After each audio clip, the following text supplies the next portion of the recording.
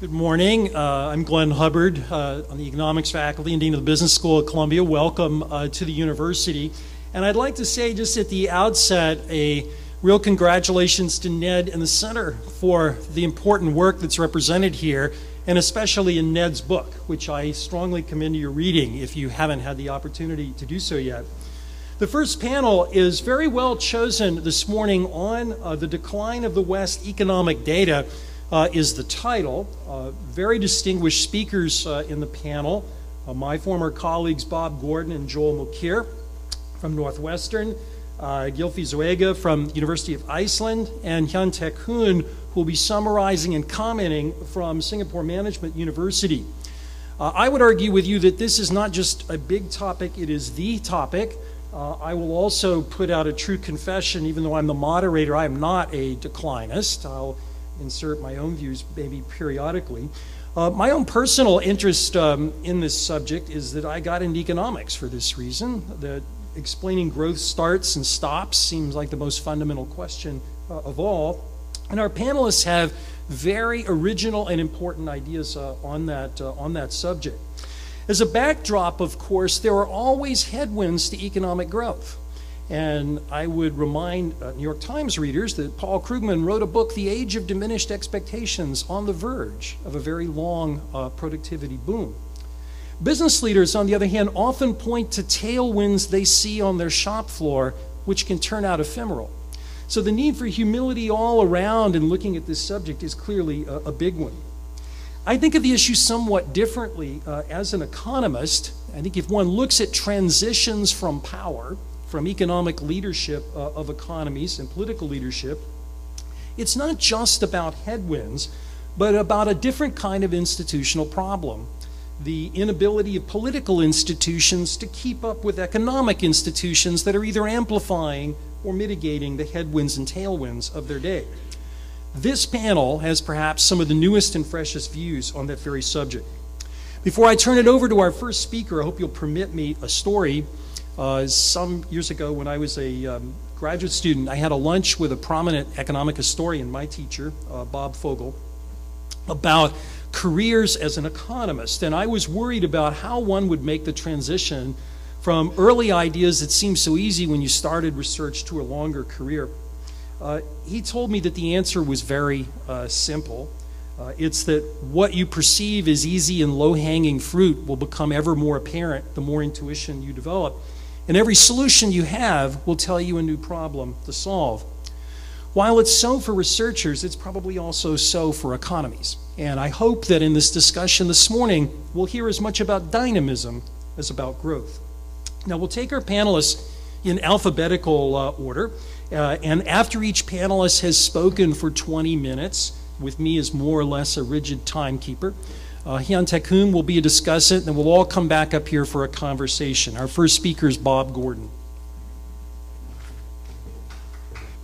Okay, well, it appears that I stirred up quite a controversy a little more than a year ago when I put out an NBER working paper called Is U.S. Economic Growth Over? Faltering Innovation and the Six Headwinds. Well, I think it was a mistake to say faltering innovation, because I'm going to tell you today that there's no need to worry about whether innovation is faltering today, because it already did 40 years ago. And that's the new twist on the message that I'm going to propose today. Also, I'm going to reverse the order and talk about the headwinds first, because they're so uncontroversial, and then move on to a discussion of innovation at the end. And because we're supposed to be talking about the decline of the West, not just the United States, I'm throwing in a couple of graphs at the end to show you how Europe is doing compared to the US. So the world out there thinks that technological change is accelerating. I know this because I was a speaker and debater with Eric Brynjolfsson at the TED conference. There were 1,500 people in the room. The moderator asked, how many people disagree that technological change is accelerating? And before I spoke, of the 1,500 people, about 20 were on my side, and after I spoke, about 30 were on my side, and the other 1,470 were against me. And then we ratified that in a debate on the Economist blog, which took place, I think, in June this year, and lots of people voted, and I lost 71 to 29. So everything you're going to hear today is a minority view. The subject is the U.S. The criteria of economic growth is growth in per capita income, per capita real GDP. By coincidence, over the particular period I look at, from 1891 to 2007, U.S. per capita GDP grew at exactly 2.0% per year for 116 years, and that's enough to double every 35 years. So we got used to the fact that each generation, more or less, would have double the standard of living of its parents. And then I created this uproar a year ago by suggesting that for the carefully qualified disposable real income of the bottom 99%, future growth would be 0.2, not 2.0, and that, of course, would take 350 years to double. And that number, by coincidence, is the reputed best guess estimate of UK economic growth in the 4 centuries before 1700. The subject, standard of living, is GDP per capita, conventional notation Y over N. Productivity is output per hour, Y over H, and a big actor in the play is H over N, hours per capita. And that's where a lot of the problems come from in the US economy right at the moment, and that doesn't have anything to do with innovation at all. Now, I probably debated Eric Brynjolfsson of MIT about 3 or 4 times, and he is a very sleazy operator. Not only does he show growth on an arithmetic scale instead of a log scale, so that it always is going up at the end exponentially, but also he'll show you something like this and say, what's the problem? Growth is just skimming along, 2%, maybe there's a little hiccup at the end. We're on a path to grow forever. And of course, I'm not seriously forecasting for 70 years. I just chose 70 years because it's convenient. At 2%, that means real GDP per capita would quadruple in 70 years because it would double twice, once every 35 years. And that would bring us up from about $44,000 in 2005 dollars in 2007 up to $184,000. That would give us, for everything we have today, 3 times over. Well, what are these headwinds, and how do they impact the 3 components of the identity? Income per capita equals productivity times hours per capita. Demographics is a big deal. And we are facing a number of different sources of a reduction in hours per capita. And so even if our innovation continues, and I'm going to predict actually substantial future productivity growth, income per capita is going to grow slower than that. We have stagnation in our educational system, both college and secondary. I wrote an article in the New York Times a week ago about that, and Jim Heckman wrote another article just yesterday, complimentary on a different aspect of the same issue. That's causing a reduction in productivity growth compared to history. Inequality means that as inequality continues to get more serious, the growth rate of real income in the bottom 99% falls substantially short of the average that the identity is talking about. And then finally, we have some problems of rising debt-GDP ratios at the federal, state, and local government levels. At some point in the future, we can anticipate either faster growth in taxes and or slower growth in transfers as a solution to that, and that will cause disposable income to grow slower than total income. So the components of the demographic headwind, of course, are the retirement of the baby boomers, the least controversial of anything I'll say today. When they retire, the hours of work go to 0, but they're still part of the population. We also have a big problem of declining labor force participation of youth. Big story in the Wall Street Journal on Saturday about that, and also prime-age men. In 1968, the employment population ratio of prime-age men was 95%. In 2012, it was 82%. That combines the problem of unemployment with the problem of labor force dropout. Those are people, men, 25 to 54. Then we have problems throughout all levels of American education. We have the increase in the relative price of higher education. We all know that's Glenn Hubbard's fault, but of course other people are involved as well. Students continue to go to college, and college completion rates continue to inch up, but they're able to afford these massively higher costs by going into debt. 40% of college graduates accumulate college debt.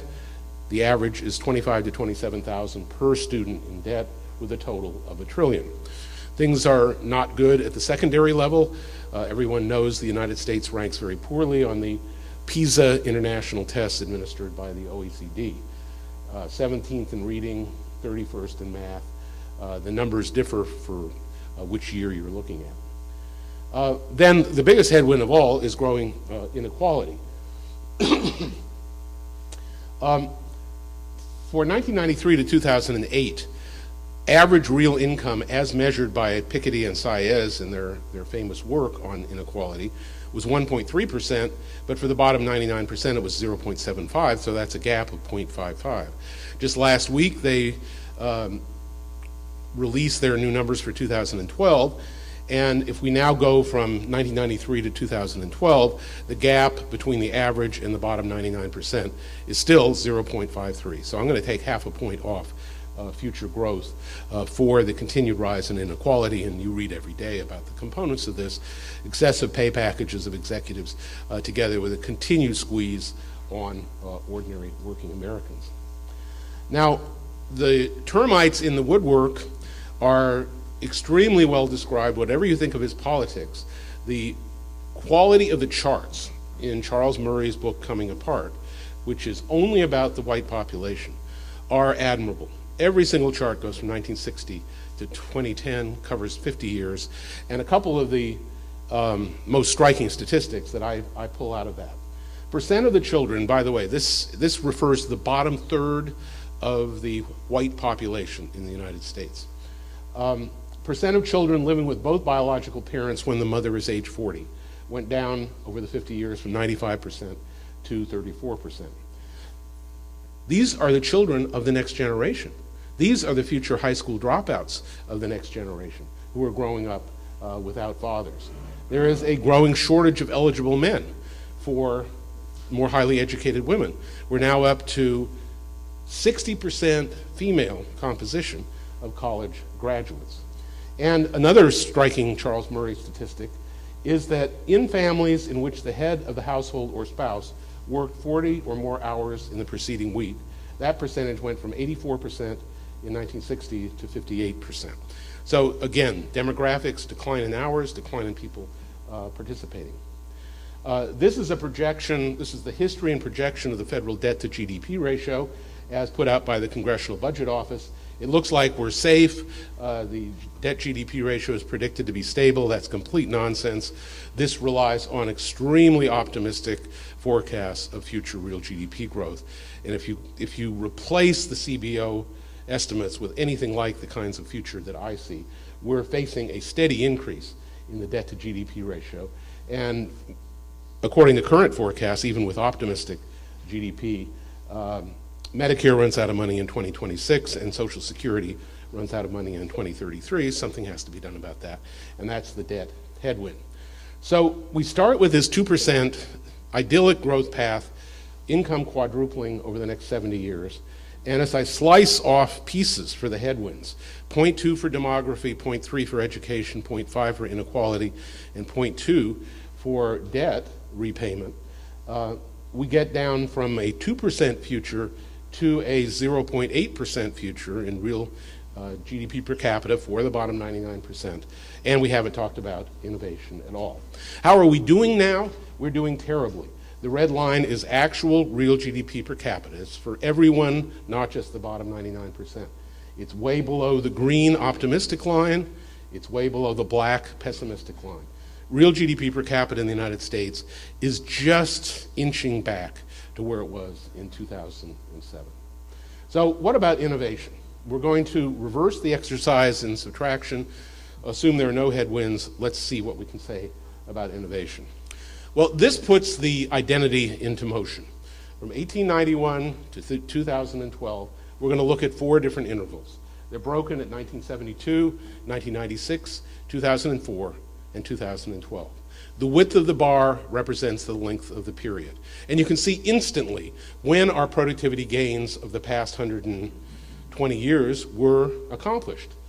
Much of it, the green is productivity, the red is per capita income. The difference between the two is hours per capita, which normally shrink as people take more of their high income in the form of leisure. But we had that second period, 72 to 1996, when hours per capita grew up as women entered the labor force. So you just look and you see, well, where was our productivity created? When was it created? Great majority of it, 3/4 in fact, was created before 1972. You also see the absolutely shocking decline in hours per capita, not only in the last 8 years, but the 8 years before that, way beyond any historical precedent, the hours per capita declining at the rate of 1% per year in the last 8 years. Strip out per capita income and hours per capita, just look at productivity. Green is great. Green means go, go. Blue is dismal. Blue is sad. And we had an alternation of a wonderful 100 years, followed by the blues that so many growth economists worried about, the slowdown of the 70s and 80s. We had the brief productivity revival, and then another blue period for the last 8 years. Here is, I think, the bottom line on innovation. This is the contribution in green of the second industrial revolution. Blue is the contribution of the third industrial revolution, everything that's been invented since 1972. And all I'm going to do in forecasting the future is say, let us continue to accomplish as much as we have over the last 40 years with one little adjustment to productivity, and that is for this stagnation in education. And that leads to the forecast of 1.3% future growth in productivity. Now, why did we get so much productivity growth before 1972? That was the big message of my paper a year ago. Electricity, motor vehicles, running water and sewers, the networked home. The home was completely disconnected from the rest of the world in 1870. By 1929 in urban America, virtually every home was connected with electricity, gas, telephone, water, and sewers. And the change in working conditions was enormous. All this stuff was crammed into the same 50 years of accomplishment. The same 50 years in which we conquered infant mortality, with the rate of infant mortality, death before the age of 1, dropping from 22% in 1890 to 1% in 1950. I appear to have inspired a cover of The Economist last January with Rodin's Thinker on the Toilet. But it's not just the toilet that was such a big deal. It was running water.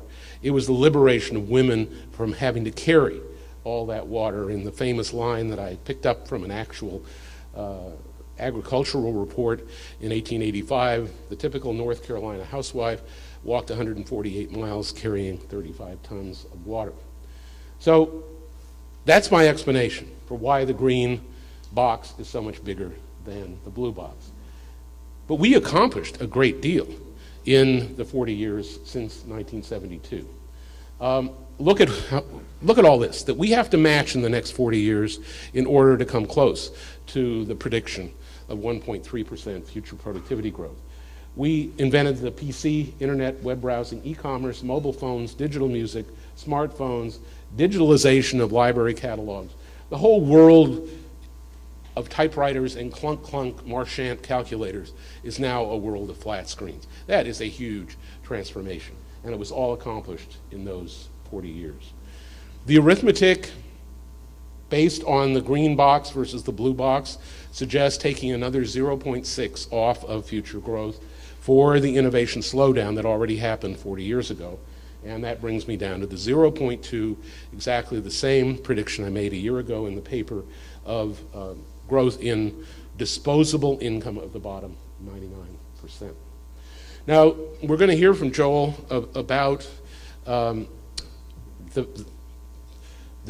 pitfalls of predicting future technological change.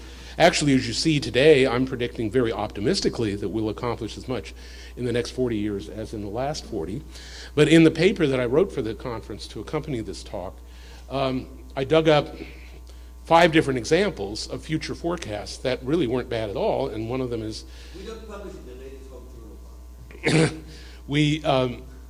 One of them was discovered by our speaker this afternoon, Jan Veg, and it was a forecast that Jules Verne made in 1863 that was quite accurate about what Paris would be like in the early 20th century. Inventors were on the verge of inventing almost all this stuff in 1875. In 3 months in 1879, electric light bulb, internal combustion engine, and the first wireless transmissions all happened within 3 months. Wonderful article from the Ladies' Home Journal in 1900 predicts all sorts of stuff that would happen over the next 100 years, and I quote from that in the paper. Most of the post-war world was foreseen in actual exhibits at the New York World's Fair of 1939, where television was introduced, and the idea of multi-lane interstate highways and intra-urban highways was forecast there and built into models. And then, while in 1939, nobody really forecast the computer age, by 1949, Norbert Wiener, in a piece that I quote, had got down most of the accomplishments that were still in store from the computer. Now, you look at what people are forecasting for the future, and they seem to group around 4 sets of innovations that enthuse the Eric Brynjolfssons and Andrew McAfees of the world. Advances in medicine and pharmaceutical innovation. I'm going to let Jan talk about that and related topics this afternoon. Small robots are all the rage. We had the first industrial robot in 1961, introduced by General Motors. By 20 years ago, almost all the molding of body parts and auto plants and the paint shop already had been automated and done by robots. Robots are nothing new. It's just one more example of the miniaturization of electronics made possible by Moore's law. Big data, I dismiss big data as unexciting because most of it's being used for marketing and for one company stealing market share from another with no evident social value. Leave aside the privacy issues, which I don't talk about. And then driverless cars and trucks are the big rage. But as I point out in the paper, your UPS driver does more than drive the truck. Your UPS driver hops off the truck, gets the package out of the back, runs up, knows where to put it, runs back into the truck. And much intra-urban truck activity involves people pulling up to stores, unloading their cases of Coca-Cola, putting them on dollies, and arranging them on shelves. It's not just a driverless truck that's going to be needed. What about Europe? How are they doing? They had their great catch-up to the accomplishments of the United States. They started out at 50% of the level of U.S. per capita GDP and productivity in 1950. They caught up in a big way. There is a remarkable X that you see in that diagram with the blue line crossing the red line in 1995. And since 1995, the U.S. productivity growth has been higher. By coincidence, this is just a Hodrick-Prescott filter of actual data, but this winds up at 1.3 for the United States, just exactly what the long-run prediction is. For Europe, it's down to 0.5. And if you look at the cumulative productivity growth in the euro area since 1995, it's only 0.7. So they're doing worse than we're doing, however badly we are doing. Their headwinds are different in each country. Headwinds in Spain and Italy are terrible. In Sweden and Denmark, they look much less threatening. This is the growth of per capita income, again, detrended in the same way. And for the last few years, it comes out negative. So, in conclusion, I'm not forecasting the end of innovation. I'm saying to keep growing, even at the very low rates I'm forecasting, we've got to keep innovating at roughly the rate of the last 40 years. The U.S. has been sliding down the international league tables of educational attainment, of life expectancy. The lack of a centralized sort of welfare state is being accompanied by a sliding of the white American population into the kind of socio-economic decay that we have been talking about for the last 50 years in parts of the black population. So I'm forecasting very cheerfully that the United States level of per capita income will be gradually exceeded by one European nation after another over the next 30 years, and I look forward to our discussion of all this. Thank you. While this is being changed, I'd like to tell a story that has nothing to do with my presentation, but which I reserve to round birthdays, and therefore it will be particularly aimed at Ned Phelps. So this is a story about a French scientist called Bernard de Fontenelle, whose dates are, this is very important, 1657 to 1757. So he was a contemporary Louis XIV, but outlived him by many decades and lived to be 100, which certainly in that day was an unusual thing to do. And Fontenelle was a big shot in the French scientific establishment, and he plays a big role in my forthcoming book, but he's not a household name. But the story about Fontenelle was that he lived to be 100. When he was 97, he was introduced to the beautiful wife of a young academician. And he looked at her and he says, "Oh, madame, to be 80 again."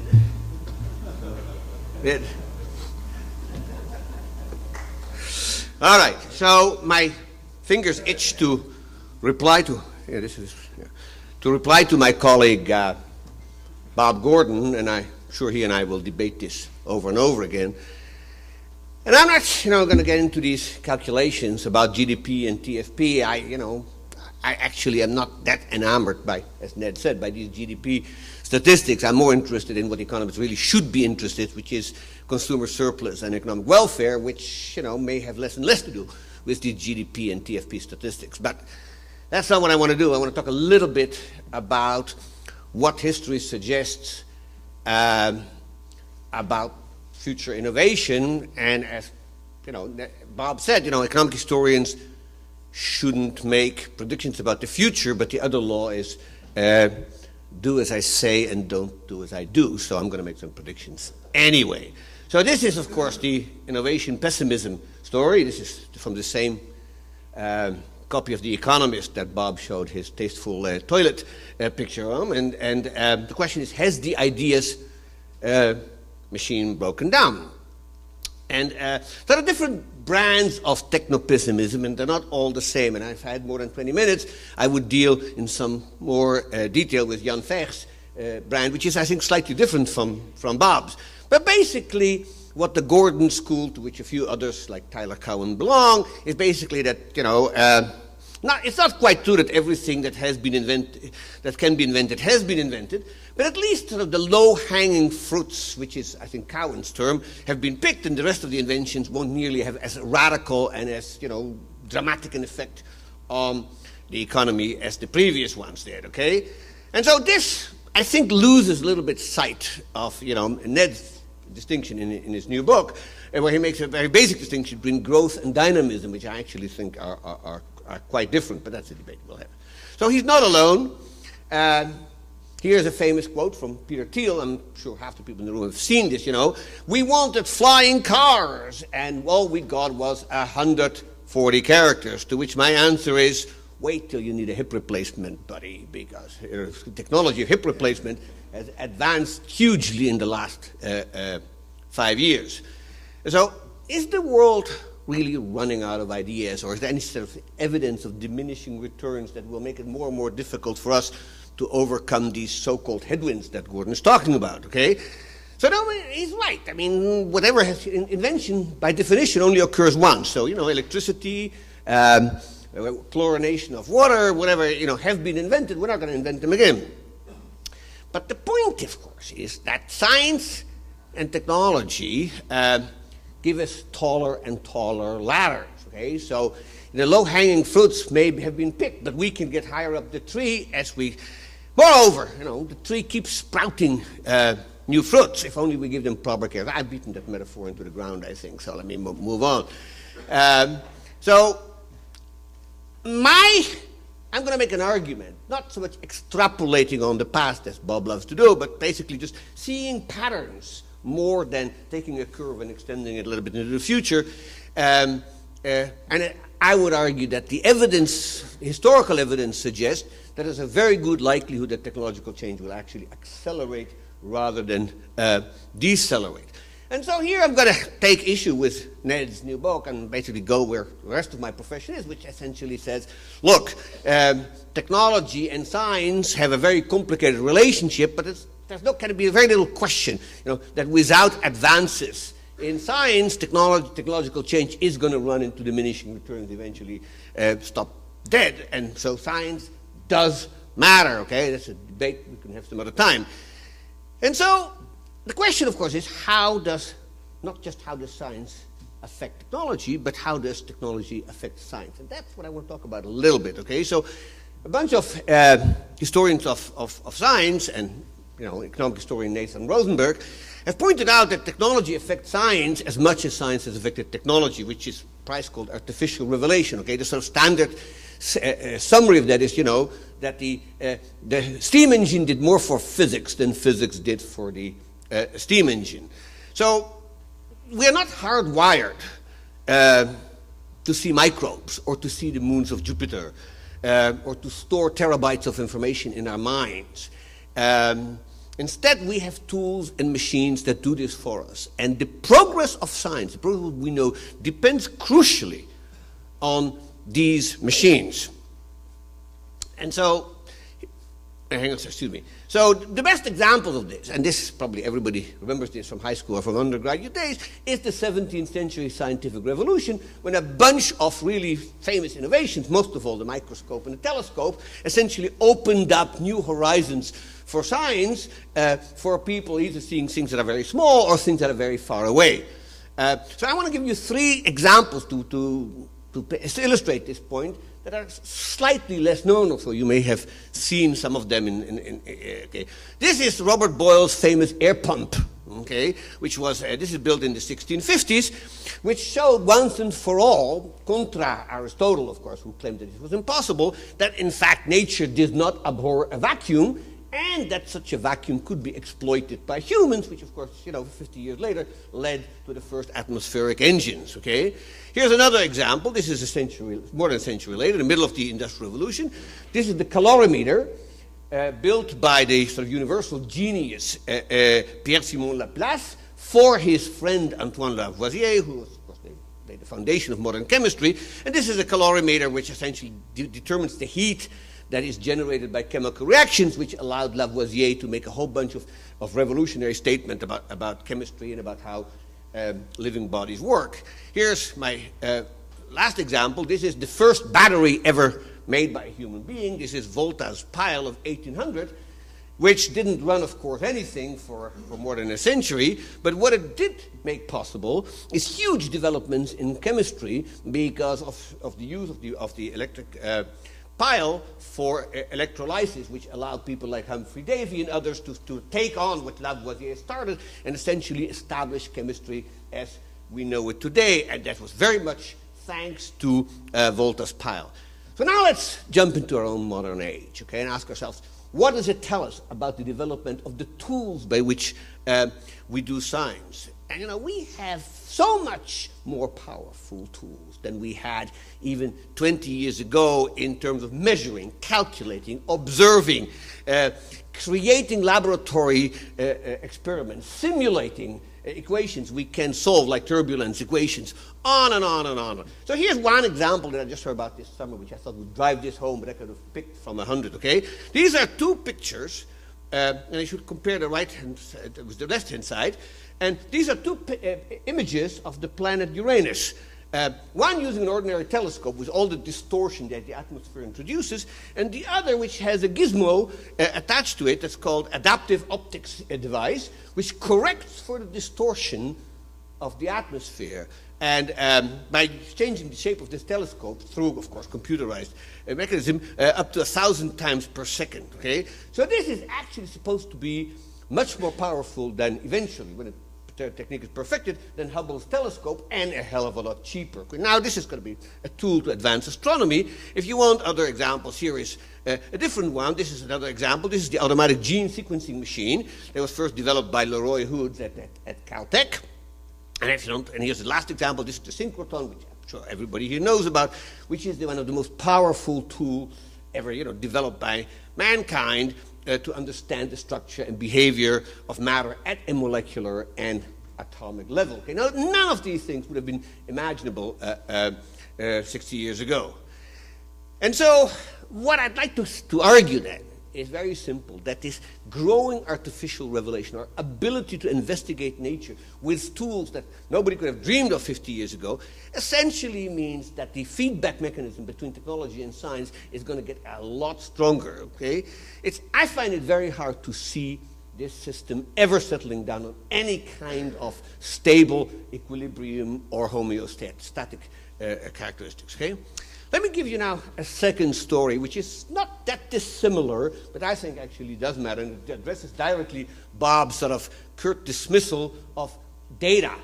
And so here's a simple argument. Okay? How would we ever define the total amount of social useful knowledge that exists in an economy?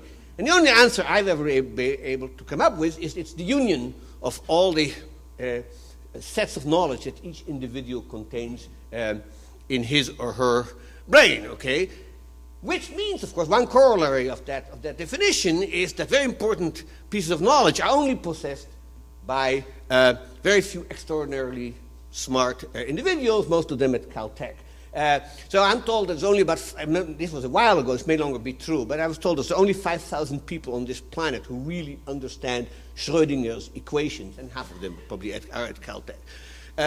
So what this, of course, means is that access to knowledge that you don't have but somebody else has in society is quite critical, okay? But access is costly. Okay, it may not be costly for me to give knowledge that I have to you because I don't need less, but it will be very costly for you to acquire it from me. First find me and on, okay? And so among the many factors that determine access cost, the cost of storing information and searching through it figure very highly. So in the past, of course, search engines, as that's a modern term, but they existed in the past. So here are the most important search engine inventions in the past. Paper, this is a Chinese invention, predates the West by many centuries. This is actually a fairly late picture, but it was the best I could find. Movable type, okay? Here too you have movable type, invented not by Gutenberg for the first time, but by P. Sheng in the 11th century, but so fair enough. This is clearly movable type as we know it. And of course, knowledge has not only to be stored, it has to be organized, so that once it's organized, you can search it. Now, the Age of Enlightenment, the 18th century, really blazed new trails in this area and invented what I think is the first search engine, which is the encyclopedia, alphabetization, if you want. Okay, so that's, of course, we think often the sort of paradigmatic document of the Enlightenment is the encyclopedia, but not for the reasons you were taught in high school, which is that's a liberal and sort of progressive document, but because it contained a hell of a lot of technological and scientific information that you could find very quickly. That, I think, really matters. Here's one example I like very much. This is a set. These were a set of 82 books that were published before the French Revolution in France. The Description des Arts et Métiers, and any field of manufacturing or production that you can think of is fully explained in great detail and indexed. Okay, this I picked more or less at random. This is these are pictures of the production of cotton velvet. But if you wanted in beer brewing, glass blowing, compass, you name it, okay, it's in there and it's accessible. These things were available in the library. They printed thousands of copies of them, okay? Now, if there's anything in which the modern age has made progress, ladies and gentlemen, it is access technology, okay? We no longer deal with data. We have metadata, and no question that 95% of them are either completely wasted or even abused, okay? It's the other 5% I care about. And that's not different for book printing. Most of the books that were printed, in the late 15th and 16th century were books about religion and pornographic books, okay? How many books were about science and technology? Very few, okay? But it's those that mattered. And so we can now search, for extremely small needles in gargantuan haystacks. And we couldn't do that before. And so You know, cloud technology is just getting started, and we measure information no longer in petabyte, which I thought was, we have zettabyte and yottabytes, and, you know, I don't know who makes up these terms. And we have brontobytes. God knows how big these are, okay? And this sort of illustrates very nicely a remark that Matt Ridley made, which is, I think, is absolutely true. Is he said the cross-fertilization of ideas between, say, Asia and Europe, which used to take centuries. You know, paper took 500 years to come from China via the Middle East to Europe. It now happens in minutes. In fact, it doesn't happen in minutes, it happens in seconds. That is a huge change. And so access costs have declined both for codifiable and tacit knowledge. And I think that is a huge development, the full implications that I do not really claim to understand. So, if everything is so good, why is everything so bad? And the answer is, it's not. And here, I want you to imagine, and this is sort of what Bob Gordon reminds me of, okay? Now, suppose you have an Englishman at a party celebrating the 50th anniversary of the installation of the first Newcomen engine, which was in 1712 at Dudley Castle, okay? That would be 1762, 50 years later. And he would ask, what's this thing done for us, for Christ's sake? You know, it made a lot of noise, he made it a lot of smoke and stench, and pumped some water out of a few mines, okay? Big deal. That's, I think, where we are as far as driverless cars are concerned, all these other things. We don't know where this is going to lead, and there's no question that out of the many inventions around 1762, you know, half of them, 3/4 of them, probably didn't lead anywhere. But a few changed the world. And so we don't know what the adoption lag is going to be for many of these things, and you know, the complications, the technologies are much more complicated than the steam engine, but the steam engine basically took over a century before its productivity effect on the British economy were even remotely felt. So it's worth reflecting about. So here's one example of our own time, which I like, of something that I think will actually make a big difference. My colleague Gordon is really hung up on household technology, the home, air conditioning, plumbing, things like that. And you know, we no longer invent indoor plumbing or hot and running water, because we already have. But here are two other great inventions that changed the home at least as much as the ones that Bob is talking about, okay? One is window glass, which was invented actually in antiquity by the Romans, and the other is chimneys, which were a early medieval invention. Now, both of these things are unimaginably important. A house that you're trying to heat without a chimney, trust me, not recommended. So you could easily think of somebody in 1850 say, we can never make inventions like that again. But then we did. And so what are we going to be able to do? Here's one example that's actually out there and very soon is going to start making an impact. That's smart glass windows. You can actually, by turning a dial, let in as much light and or as much heat as you want. Okay, so there's a little scientific explanation there for those who can. These are electrochromic windows that are going to revolutionize that, because we know no house eventually will have regular glass by touching it, but the energy savings will be absolutely huge. It's just, you know, I can see this thing spreading fairly quickly if they can get the price down. So let me sort of sum up, okay? And that is, I think we need to think about the future with a little bit more imagination than what the heck is going to happen to GDP if we don't get the national debt down, okay? Most of the disruptive and the life-changing effect of digitalization haven't been fully felt, okay? And this is a statement that I'm going to regret, but I'm making it anyway, okay? The digital age will be to the analog age what the Iron Age was to the Stone Age. And that we can't even imagine what the post-digital age will look like. No more than Archimedes could imagine CERN. Thank you. It's always a challenge to be invited to the center's conferences. And this is a topic that no one else except Ned would bring me to try to address and answer this question about the decline of the West. But I think there are some angles that I would like to start with,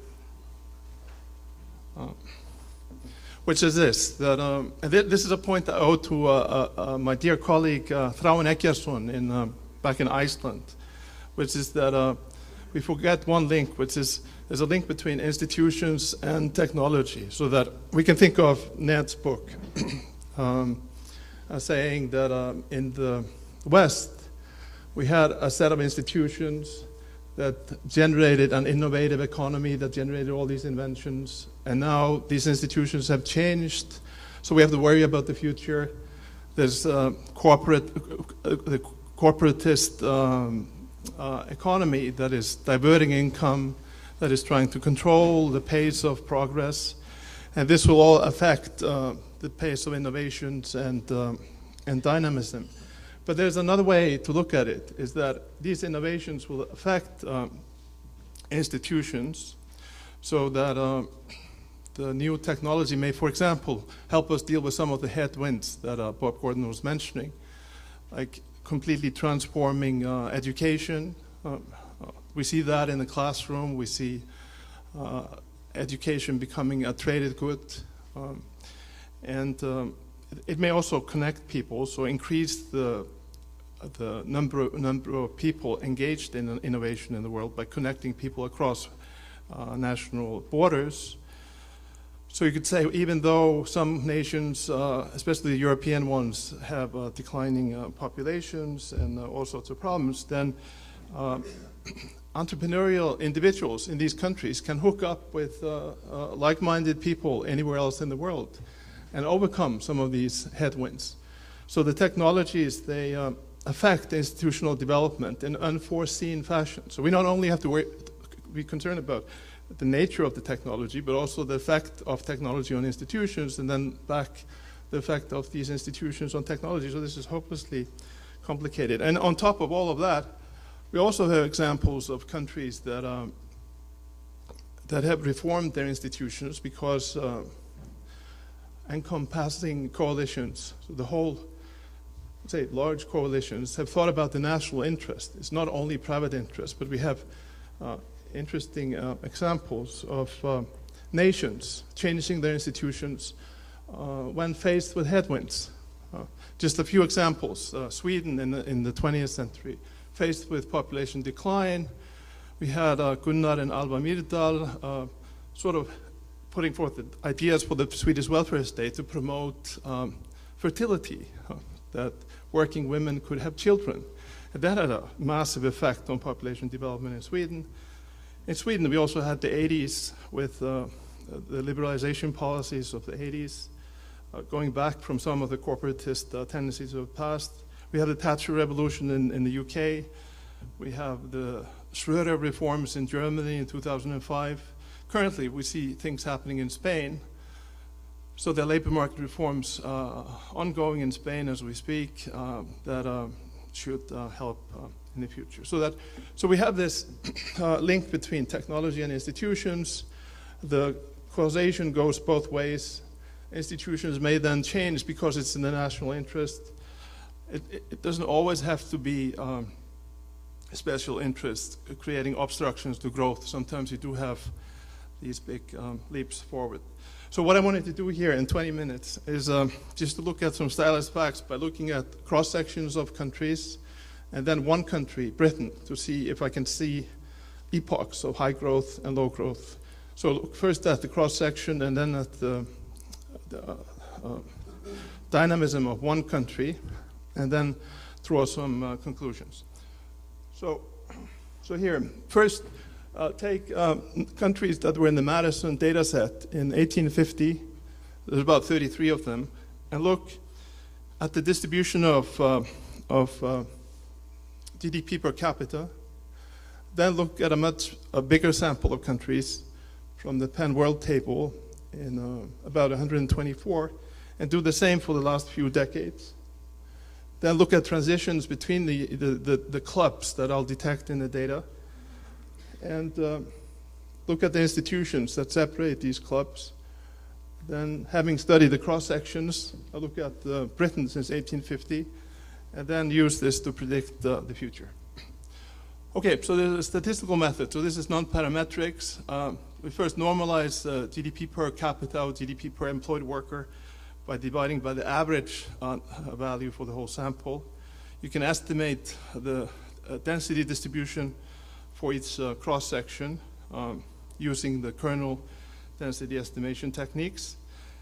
And we can start with, here, we can start with the Madison sample, so 1850 sample. And when I do this for 1850, then there's one mode, there's like a one distribution. There are some countries like Britain that are much richer than the rest. But as time evolves, so into 1880, 1910, 1930, you can see two groups emerging. So it's the rich and the poor. It's like, you can, like the overall density distribution is composed of two distributions, one for the rich, the other one for the poor. So it's when the number of well-off countries is increasing, creating a group on their own.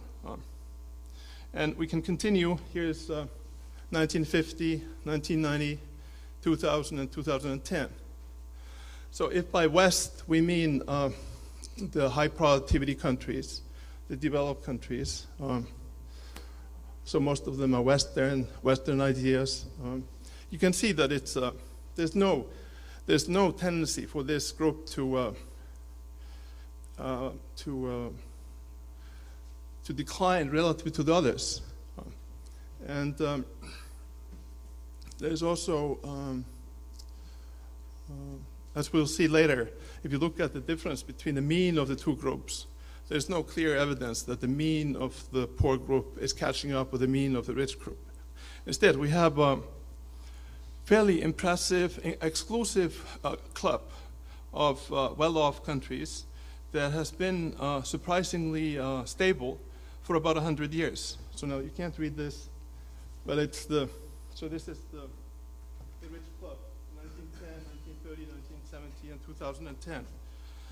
And what the table says that already during the first industrial revolution, one can see the emergence of two groups of countries, the high and the low GDP per capita countries. So in 1910, we had Britain, US, Australia, New Zealand, Canada, Austria, Belgium, Denmark, France, Germany, and the Netherlands. Since 1910, in the Madison data set, we have the addition of Sweden, Norway, Japan, Italy, and Spain.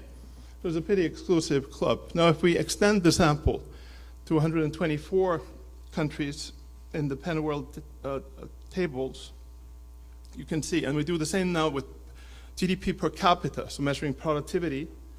You can see here, again, there's a, so this is 1980, 1990, 2000, and 2010. So the rich club doesn't seem to be doing too badly. If you look at the evolution of the mean of these two clubs, one can see that in the 90s, the gap increased. In the 2000s, it's fallen a bit, but there are no big changes. I mean, the big thing there is that one data point is China.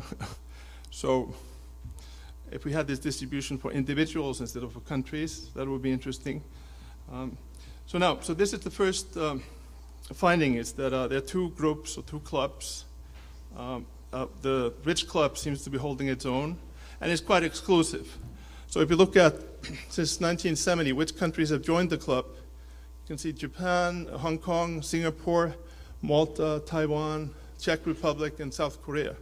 So this is relatively few cases of countries joining this rich club. And in 2010, this was the club of well-off countries that we all want to belong to.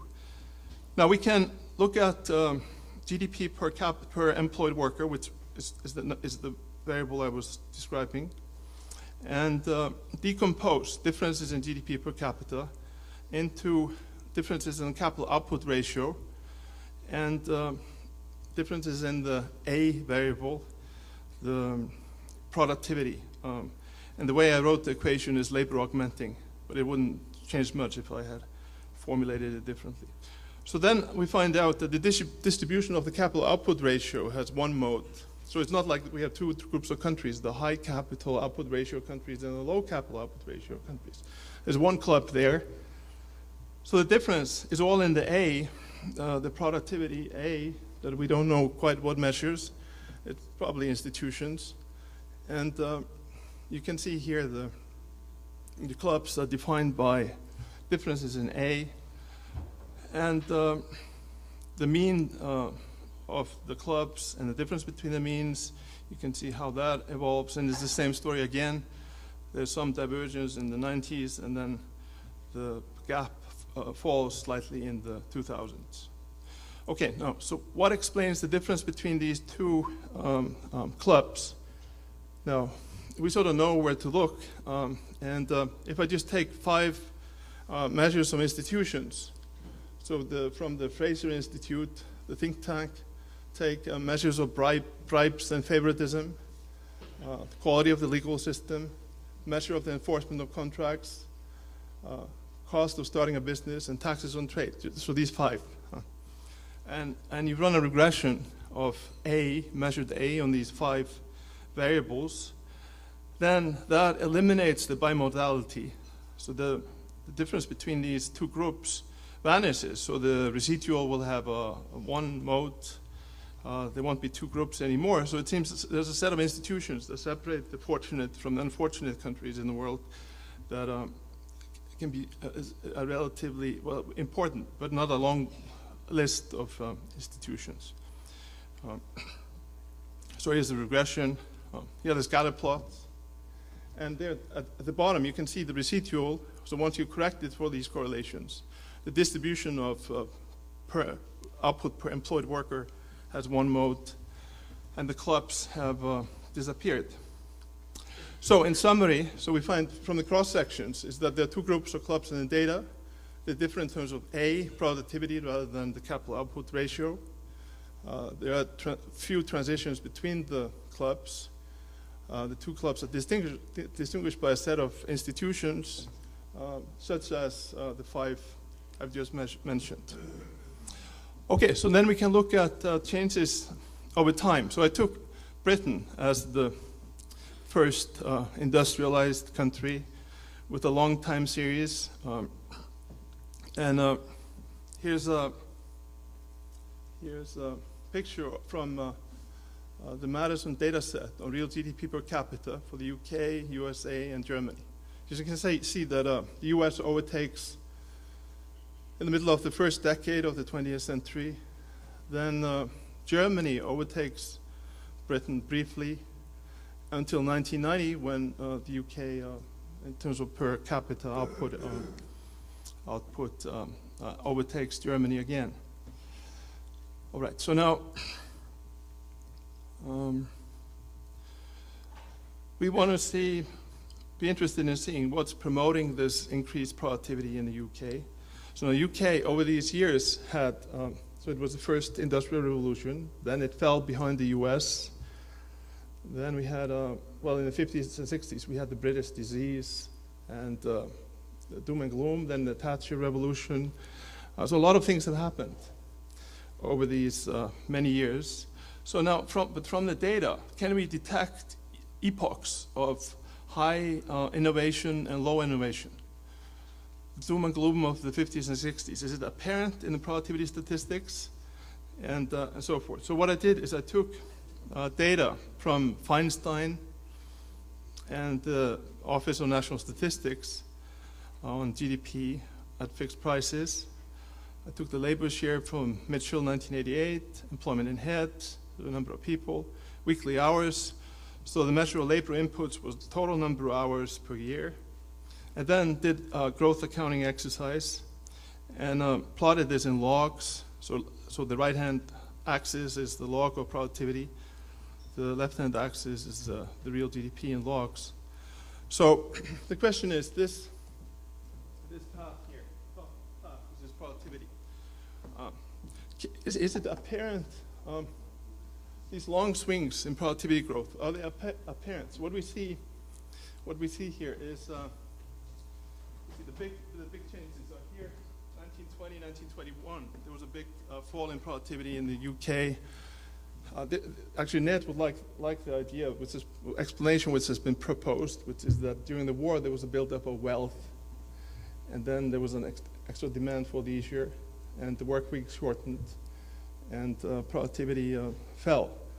So that you can see that 2021, and you can see the general strike of 26 having some effect. Then there's World War II, and the fall in productivity following World War II. I think you can see in the late 70s. some fall. And then the last few years when the city was affected, you can see that happening. But is this, so can we really detect these epochs of high and low productivity growth? And the thing, what I did is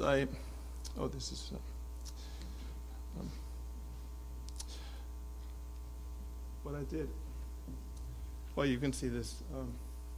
Okay, so if you regress, this is not of my making, these arrows. So it should be A subscript T, the log of A subscript T minus 1, plus the average productivity growth, which is 1.4, plus the effect of the growth of the number of hours to correct for the cyclicality of productivity. So the question is, the average productivity growth, 1.4 there, is this, can we detect structural breaks over time? And there are ways to test for structural breaks. And whichever test I've used, by either deciding which year the break is supposed to happen, like 1900, 1950, with Thatcher, 1980, then statistically speaking, it's not possible to reject the hypothesis that it's always the same. So even though ex post, we can say that the productivity growth in a given year was X% higher than in a previous year, or there are differences between averages across decades, this is not statistically significant. So you cannot really say that the productivity growth was drawn from a different density distribution in the 80s after Thatcher than in the dismal years 50 to 70. It's like these are random numbers from the same distribution. So statistically speaking, you can't see it from this one series. So to conclude, if you want to predict the future, it's too bad that we can't even in the past find these epochs of high productivity and low productivity being drawn from different distribution functions. That's too bad.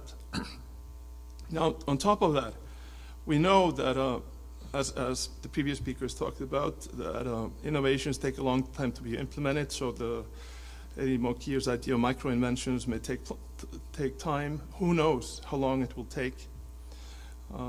Some institutions, this will be a Phelpsian theme, some institutions may delay the introduction of IT technology in certain European countries. There are indications that the UK is quicker than the continental countries at adopting these innovations. And then we have the complication that the technologies may affect the evolution of institutions. So we had increased competition in product markets. We can have issues related to property rights and privacy issues. New industries may affect the relationship between unions and their members. It may strengthen some unions or weaken them, we don't know. Development of cities, collaboration across national boundaries, transformation of the educational system.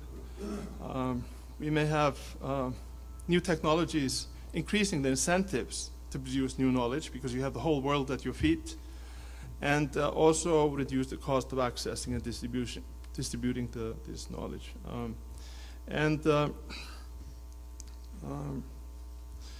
And we know that structural reforms, I mean, the problem is linear thinking, always thinking that the world will continue as it has been, that if the Eurozone is doing badly, the euro will collapse. If Japan is growing rapidly, it will become #1. That China will become the biggest economy in the world, and so forth. Because there are clear cases of fundamental reforms that societies engage in spite of all the vested interests and the coalitions that fight against them. So the ones I mentioned, the taxi reforms in the UK, in Sweden in the 1980s, there was deregulation and departure from the industrial policies of the past. We have the Schröder reforms in Germany in 2003, and currently we have the Spanish economic reforms. So all this makes it very complicated to predict the future. But what I know from this, that there are two distinct groups of countries in the data. And high income group is very exclusive. It's difficult to get into it. And there are few signs that the rich club is losing its status. Set of institutions separates the two clubs. And you need heroic efforts to predict future productivity growth, which depends on the nature of new technologies, effect of technologies on institutions, effect of institutions on innovation, and the ability of Western countries to reform. So that will be it.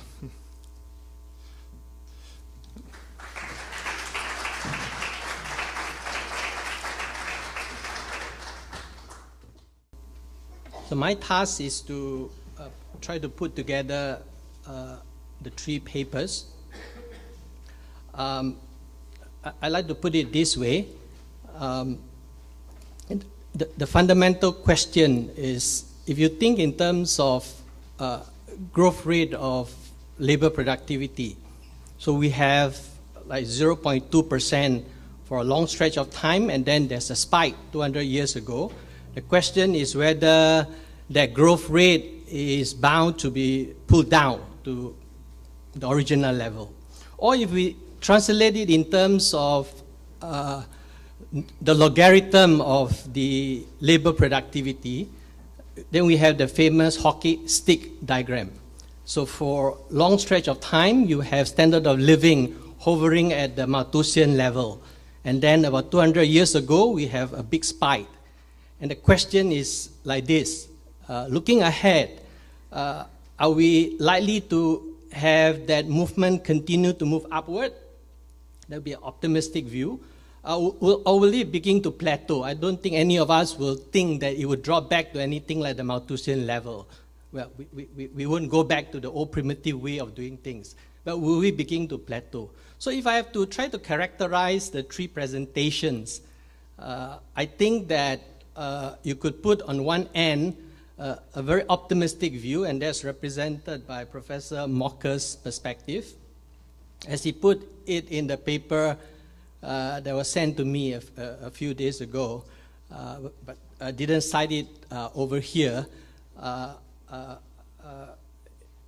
think he had an expression like, you ain't seen nothing yet. The best is yet to come. So highly optimistic that the spike can continue. And then we have on the other end the pessimists, who represented by Professor Gordon, who thinks that things will begin to plateau out. Even if, as he argues, we maintain the 2% average labor productivity growth, which was what gave us the spike, he argues that the headwinds will cause you to plateau. And then the Zoega perspective, I think of the Zoega perspective because he was building up on a paper that he did with Ned that looked at the detrimental influence of what they call corporatism on job satisfaction that's linked to life satisfaction, that's linked to indigenous innovation and so on. So let's call that the Phelps-Zoega thesis. If I have to characterize it, maybe I would say that they're cautiously optimistic. If we get our institutions wrong and then move backward on all those measures that are good, as Gylfi has suggested, for prosperity, property rights protection, rule of law, incorruptibility, freedom of labor, if we don't get that wrong, because the institutions will continue to enable people to venture into the unknown, try new ideas, and as Gylfi suggested, historically, many of the nations that became leaders stayed on as leaders. You have few cases of them collapsing. Now, I would like to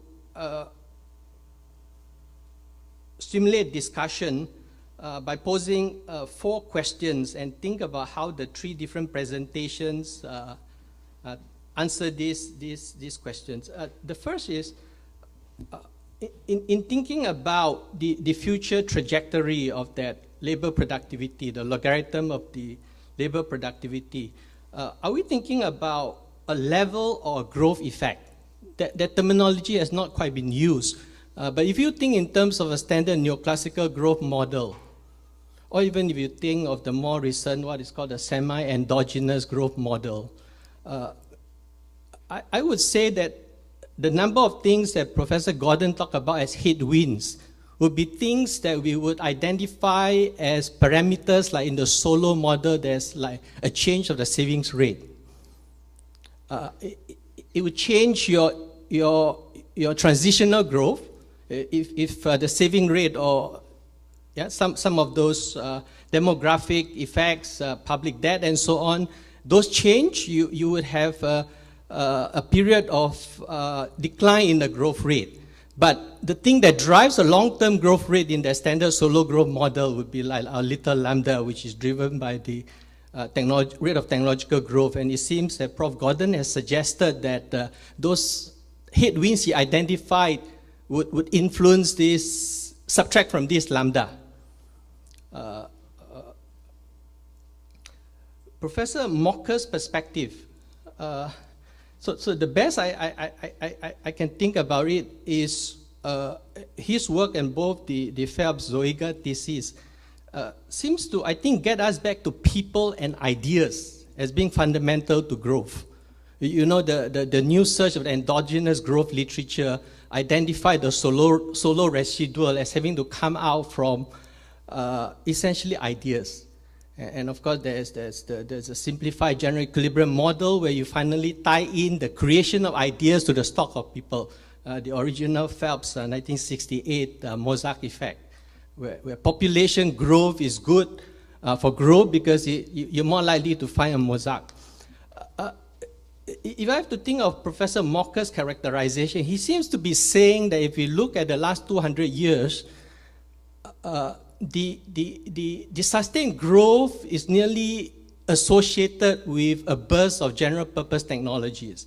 He didn't use that term, but I'm sure implicit behind that is this widespread general purpose technology, electricity, semiconductors in the last two industrial revolutions. And so in his perspective, it seems to be that if you keep going,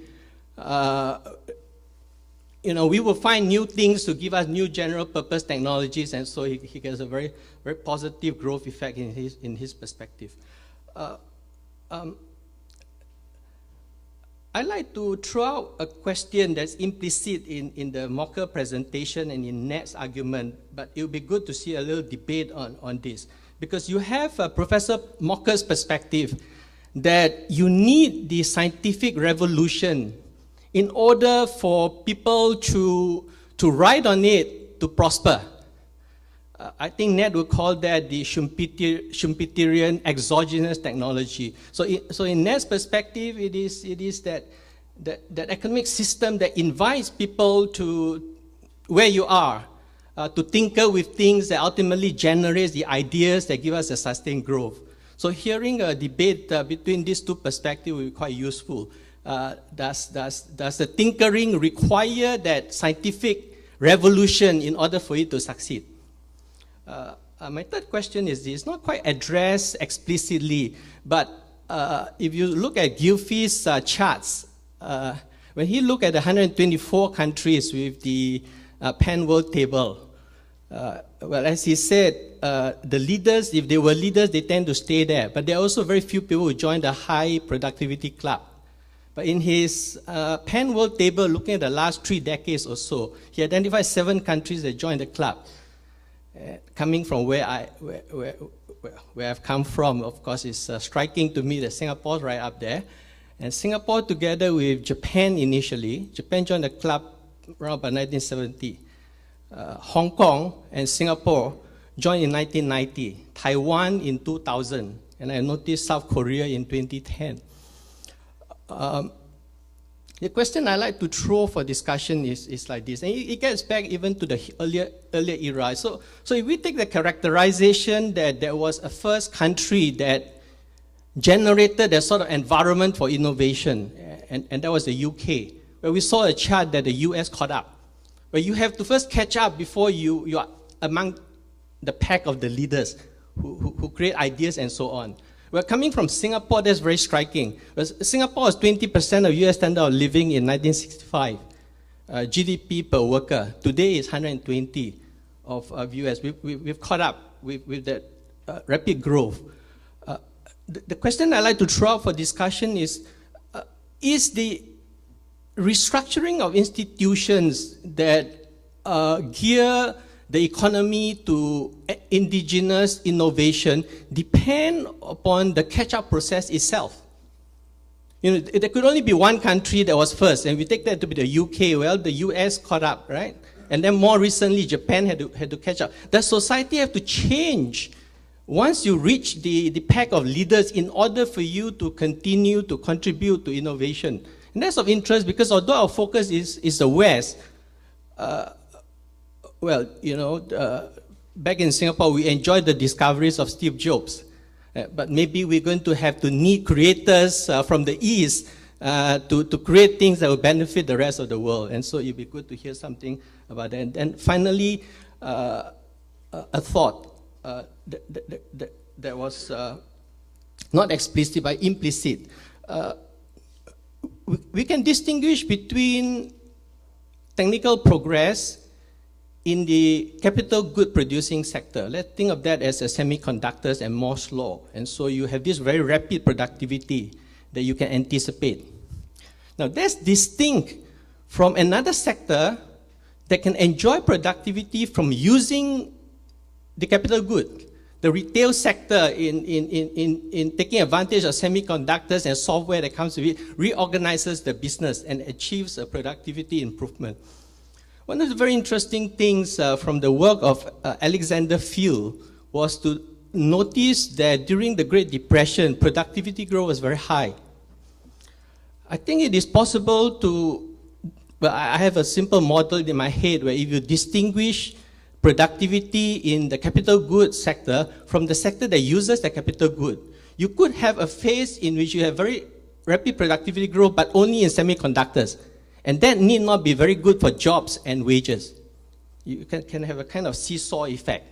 And then a time comes when people begin to see that with the computer, you can actually use them to reorganize your business.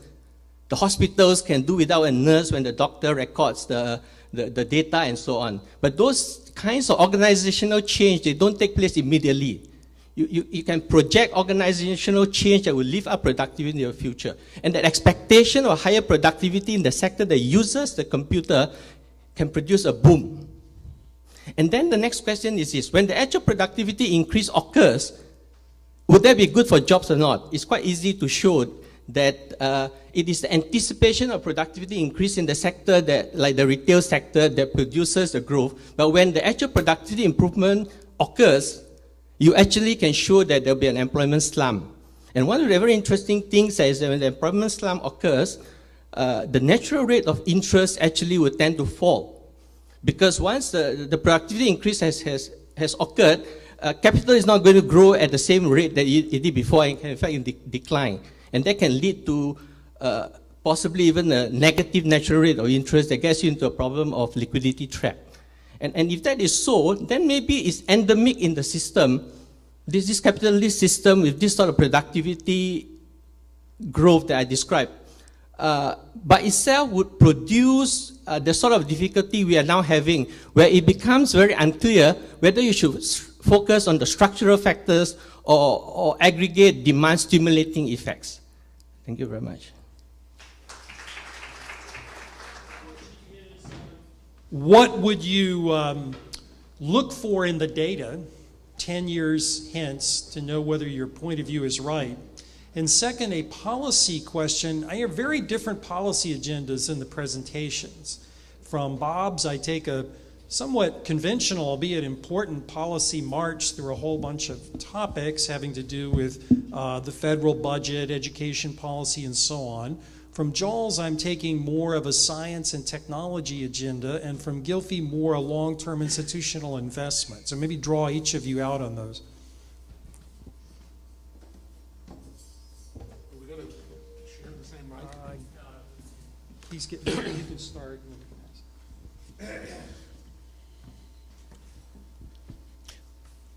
One of the things that seems to me important in the references that we've heard to the solo growth model in the third presentation was this notion that the differences between the rich and the poor countries have nothing to do with the capital output ratio.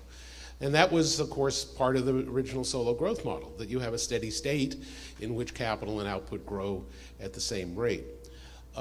In one of the most influential sentences that I heard as a graduate student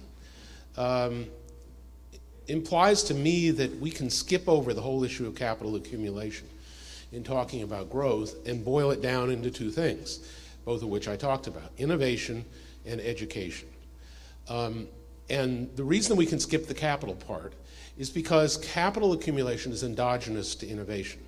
And the great influence in my young life at MIT was a comment made by Ebsy Domar, which I believe he wrote down in 1961, that if there had been no innovation, capital accumulation would have consisted of piling wooden plows on top of wooden plows. In other words, you would have run out of, through diminishing returns, of anything to invest in. And so, in my view, the capital takes care of itself. If there are new high productivity innovations, people will invest, the venture capital will come out of the woodwork, and we can skip over that part. In terms of the emphasis in the third presentation about the clubs of rich and poor countries, I think you can translate my headwinds into a comment that the institutions of the United States that contributed to our frontier of leadership, starting in 1905 or 1875, are eroding. And I will just tick off a number of them, and they lead directly to policy implications, which are very hard to deal with in today's fractured political landscape. First of all, you have the fact that in the year 1900, less than 10% of Americans graduated from high school. That was up to 80% by 40 years ago.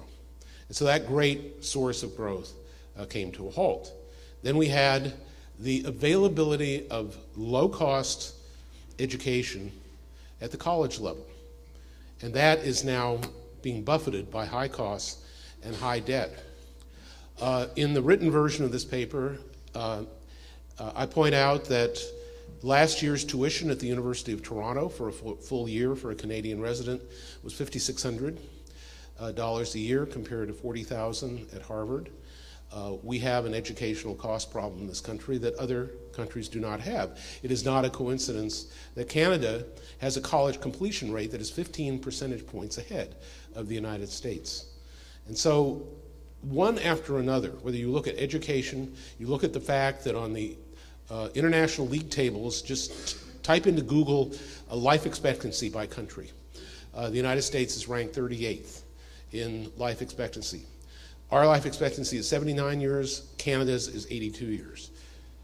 We just have the wrong set of institutions. We're the only country that does not make medical care a right of citizenship and continues, even with Obamacare, to tie it to employment. So the United States indeed enjoys American exceptionalism, but that, more and more in my view, is a negative term, not a positive. Okay, gentlemen, briefly, and then we'll open up to the audience. Yeah, and I was listening to Gylfi. I must say I feel a little bit, at odd that I didn't talk more about institutions. I've been thinking about the impact of institutions on technology and vice versa for the last 25 years, but, I couldn't. And so I want to add one point that was sort of came to my mind listening to Gylfi, and that actually comes out in Ned's book very nicely, because Ned is one of the first economists who is not embarrassed by the word culture. In fact, in the book, the word culture appears shamelessly. And I want to say something about culture, which I'm not totally sure how I would measure it, but it's actually really, I think, important. And that is what I would like to see, in addition to all the measures that you have, is some index of the degree to which society encourages and tolerates heterodoxy. Okay? And so, since since our commentator talked about Singapore, I'll talk about the country where I grew up, which is Israel. And in Israel, it's got its own institutions, but one of the interesting things about Israeli culture is that it is a society that encourages people to think outside the box. I mean, everybody comes up with crazy ideas. The joke in Tel Aviv is there is no box. Everybody's outside the box, okay? And so people come up with novel ideas. And, most of them are insane. Every once in a while, somebody comes up with a company like Waze, which is just last month sold for $1 billion to Google. So obviously, this is something that works. What I am currently most interested in is what determines the degree to which society tolerates, which historians call deviance, by which I mean basically people who have opinions that are completely off the charts, like Bob Gordon. And that, I think, is quite crucial, because it is true that out of 100 people whom we consider to be nonconformists, people think them outside the box, probably 95 are crackpots who will have, whose ideas will go nowhere, and 5% will be people who will make a major contribution. We just don't know who those 5% are. So we need to have institutions that encourage people thinking outside the box and come up with crazy ideas. The degree to which this is tolerated has varied a great deal over history, and it still varies a great deal in cross-section among different societies. And I think one of the keys to the success of the West, and in particular the United States, is the very high degree of tolerance that emerges in the West at some point in the middle of the 17th century. Now, why that happened and how that happened is a subject of a long book, which I don't want to talk about here. But that, I think, is really critical. One more remark about to return to Glenn, and that is Glenn asked, what kind of data would you look at? And I really would like to caution, and as an economist, it almost hurts me to say this, but I want to caution people against the temptation of looking too much about data that are readily available from medicine, from the pen tables and so on, because these data measure output. They do not measure what we economists really should be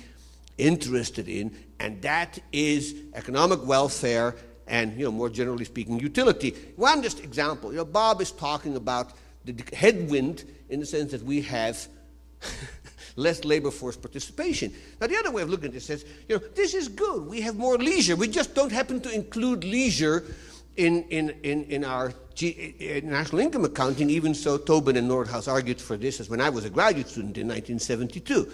We don't have leisure in there. We put it in implicitly a shadow price of 0 on leisure.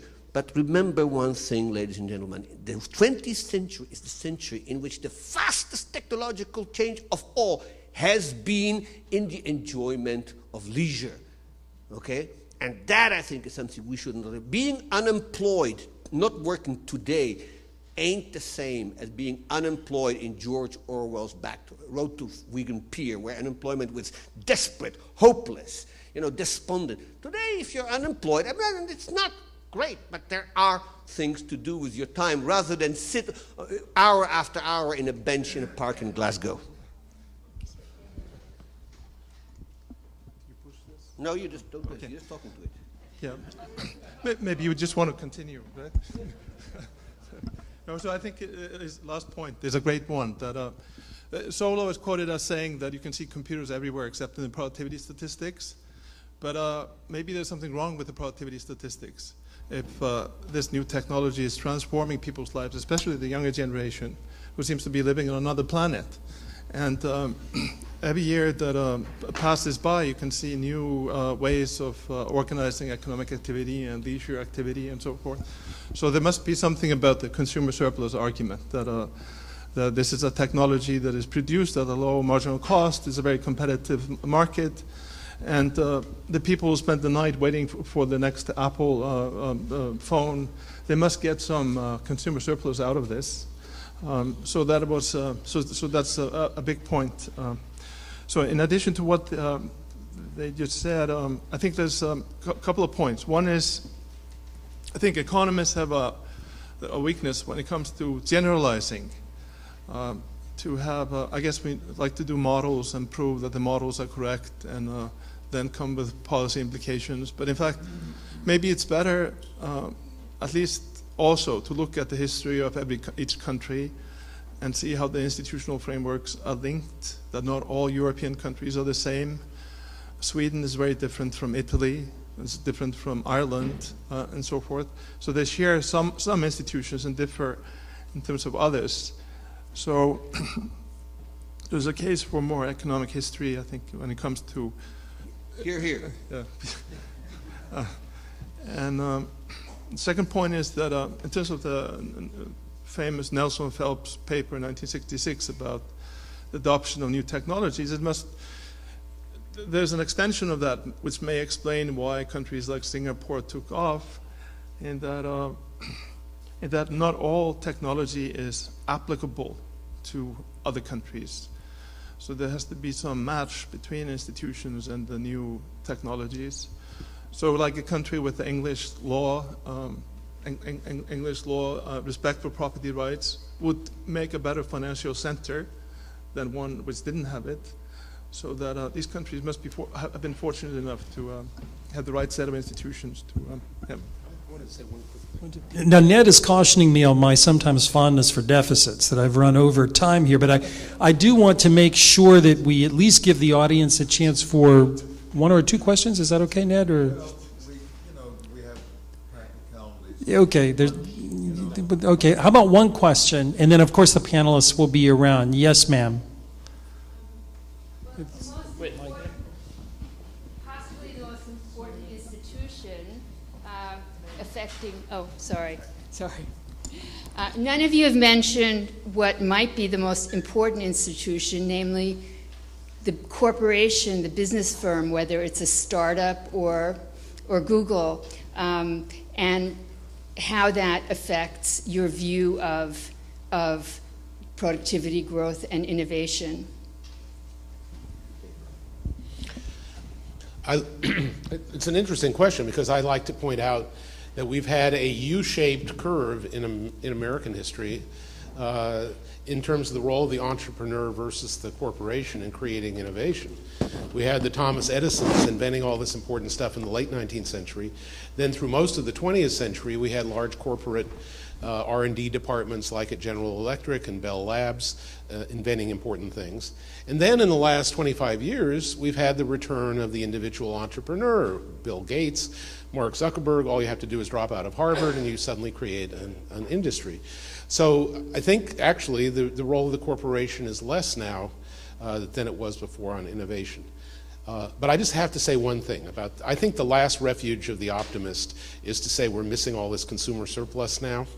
Let me just remind you that between 1908 and 1923, the price of the Model T Ford dropped from $900 to $265, but the automobile was not entered into the Consumer Price Index until 1935. We missed the entire early history of the automobile in our GDP statistics.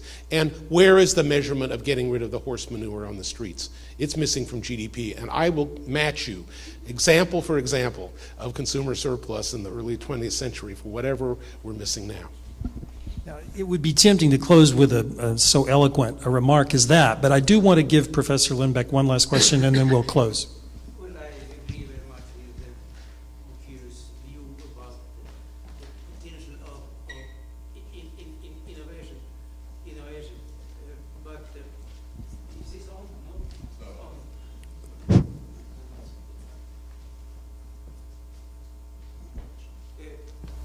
I also agree that leisure should be included, but I don't think we should mix leisure and unemployment, because involuntary unemployment is helpful for most people. So I would erase that comment. Once more, what was Gylfi. It's true that Sweden reformed itself dramatically, but that was not in the 80s. It was basically in the 90s when we had a very deep crisis, except for exchange control that was removed in the 80s. I think that's an important point, but because it shows the power of a deep crisis to change institutions. I got to tell one brief story in response to Asa's question, which is about unemployment statistics. So I have a Spanish graduate student. And, you know, we talk about Spanish economy, and I go, you know, tell me, so 20, it was at the time 25, now it's 27% unemployment. I say, what does this mean, this 25% unemployment? So he gets up, closes the door, and says, don't tell anybody, he says. He's been graduate student at Northwestern for 5 years. He says, I count as a Spanish unemployed person.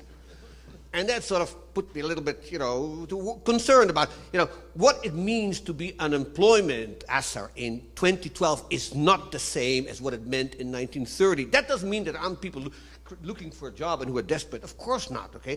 And yet there are differences of degree. And in economic history, as we degree is everything. Okay, so please join me in thanking the panel. And